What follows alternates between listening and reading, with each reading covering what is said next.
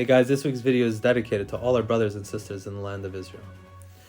Just a reminder, next week is First Friday, as well as early bird tickets for YJP's Drinks and Dreidels ends this Wednesday night, so go to yjprochester.com so you don't miss out. As a parent, it's not uncommon to, tell your kids to do something and you'll get the response, oh, I can't. And not just kids, right? Adults, we do this as well. I can't, I would love to, I can't. In this week's Torah portion, Parsha Vayeitzei, Yaakov arrives in the land of Haran, and he sees a whole group of shepherds standing around a well that has a massive boulder on it. And he says, what's going on? Why don't you guys roll off the boulder and give water to your sheep? And they said, Lo nuchal, we can't. We need enough shepherds to gather so we could roll it off. It's too heavy for us to do. And Yaakov walks right over, rolls the thing off by himself, and gets water for Rachel, for Rachel's sheep.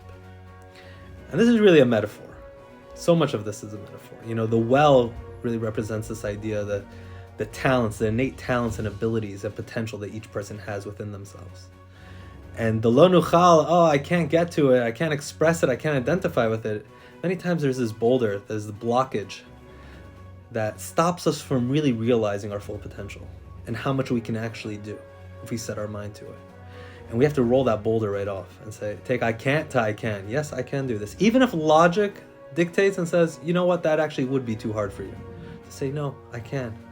I am capable of a lot more than I give myself credit for, than maybe even others give me credit for.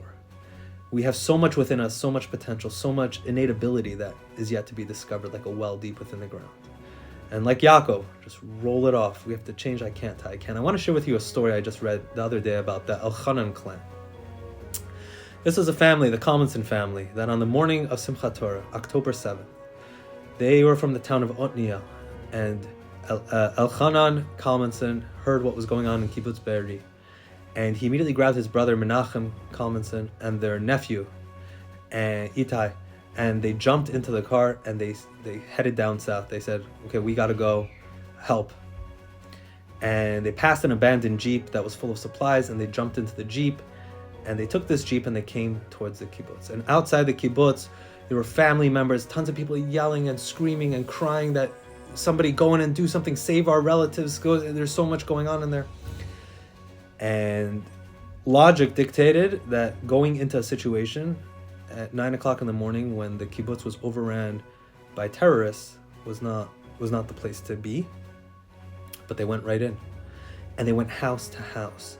And they went to the windows and they encouraged people to come out, and so that they could save them. And people didn't believe, like, how do they know it's not a trap? And they would say the Shema Yisrael. They sang Simchat Torah songs, and people climbed out of the windows, old people, young people, and they piled people into this little Jeep, 11 people into this little 4-person Jeep. And then they drove them out, and then they came back, and they went in. They went in and out, house to house. And they saved over 100 people from Kibbutz Be'eri in this way. And, they share, when they were being interviewed, they share that after the 4th time, they really looked at each other and said, what are we doing? We're exhausted. We're scared. This is crazy. We can't go back in. And Elchanan turned to them and said, yes, we can. We can absolutely go back in. We must. And they went back in. And it was only at the last house. They did this for 14 and a half hours till 11 o'clock at night. And it was in one of the last houses that they went into that they were surprised by terrorists. And Elchanan Kalmanson was killed. And the other brother Menachem, they managed to kill the terrorists, and they brought his body back. And during the Shiva for Elchanan, so many people, tons of people came to share with him, how many lives he had saved and he had touched.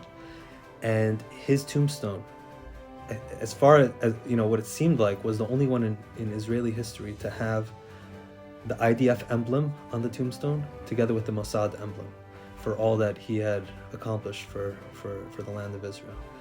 And this is a story that's sad, yet it shows how we can take the lo nuchal, I can't, into the I can. Dig deep. Obviously it's an extreme example, but here we see the power that is within the human being. When all logic says, no, this is not possible, this is not you, this is not your job, stay away. To say, yes, I can do it.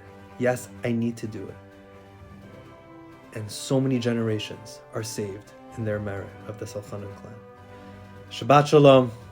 We should hear good news. We should continue to hear good news. Am Yisrael.